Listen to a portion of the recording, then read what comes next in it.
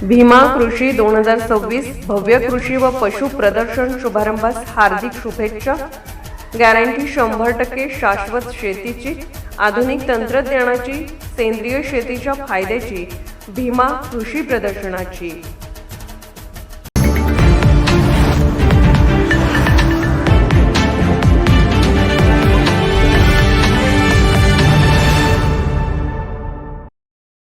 सांगली येथे teller welfare association Maharashtra राज्य यांची विशेष बैठक खेडेमेळीत झाली। या बैठकीत टेलर लोकांचा व्यवसाय आणि संघटना वाढीसाठी मोठे निर्णय घेण्यात आले। यावेळी अध्यक्ष बसवराज पाटील, सुनील कापसे, शशिकांत कोपर्डे, अरुण वायचळ, रवींद्र गोंदकर, निकिता सोळंकी, सविता निकम, इम्रान मलिदवाले, दिगंबर टिकारे, दत्तात्रय शेटे, अजित सुतार, युनुस नायकवडी, अजित शेख आदींसह महाराष्ट्र, कर्नाटक राज्यातील टेलर वेलफेअर असोसिएशनचे संचालक पदाधिकारी उपस्थित होते। वेलफेअर असोसिएशन महाराष्ट्र राज्य या राज्य संघटनेची सांगलीमध्ये मीटिंग सादर झाली। त्या मीटिंगमध्ये असं ठरलेलं आहे की प्रत्येक राज्यातील ज्या समाज उपयोगी काही आपल्या टेलरिंग व्यवसायातील मुलांचे गुणगौरव असतील किंवा आपलं एक टेलरिंग व्यवसाय काम करत असताना सामाजिक बांधिलकी म्हणून एक नवीन उपक्रम असे राबवायचे ठरले, समाजासाठी उपयोग होतील असे।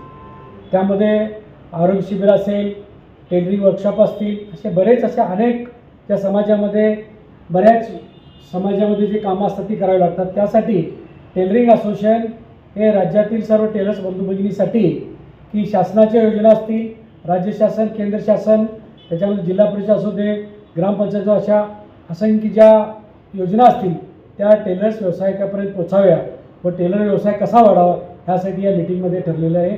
मी थांबतो। जय हिंद, जय महाराष्ट्र। महाराष्ट्र टेलर वेलफेअर असोसिएशनची आज तिमाही मीटिंग सांगली येथे संपन्न झाली आणि या मीटिंगमध्ये जे विषय होते सभासद वाढीसाठी आणि जे सभासद आहेत त्यांचं रिन्युएशनच्या बाबतीत आज या विषयावरती चांगला निर्णय झालेला आहे। प्रत्येक तालुक्यात त्या कार्यकारिणीनं त्यांच्या तालुक्याची पूर्ण सभासद रिन्युएशन करणे आणि नवीन सभासद करणे असा आज एक ठराव करण्यात आला। त्याचप्रमाणे संघटनेच्या वाढीसाठी आणि समाजोपयोगी कामासाठी म्हणजे संघटनेमार्फत जे काम करता येईल त्या पद्धतीनं प्रत्येक तालुक्यात त्या संघटनेच्या मार्फत काम करायचं असंही ठरवण्यात आलं। त्याचप्रमाणे संघटनेला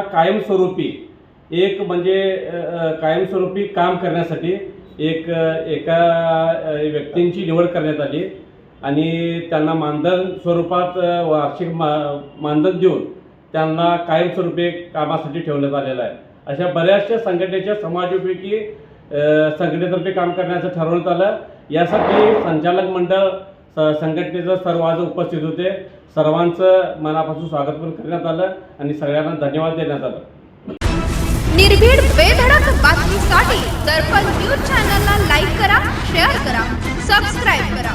मुख्य संपादक अभिजित रांजणे, दर्पण न्यूज।